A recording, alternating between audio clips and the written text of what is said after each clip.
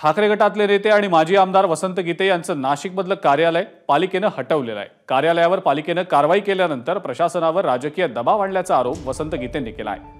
तर भाजप आमदार देवयानी फरांदे यांच्या दबावामुळे ही कारवाई केल्याचं पालिका आयुक्तांनी सांगितल्याचा दावा वसंत गीते यांनी केलेला आहे।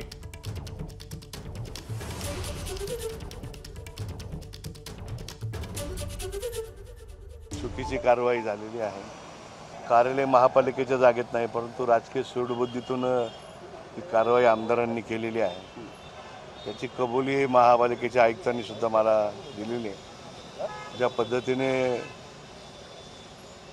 लोकसभेच्या निवडणुकीनंतर ज्या पद्धतीने राजकीय सूडबुद्धीने संपूर्ण शहरामध्ये टार्गेट केलं जात आहे आणि म्हणून त्यातून ही सगळी कारवाई घडलेली की जुगाराच्या अड्डा चालवणाऱ्यांनी त्या ठिकाणी दारूच्या अड्डा चालवणारे माझ्यावरती काय आरोप करावे?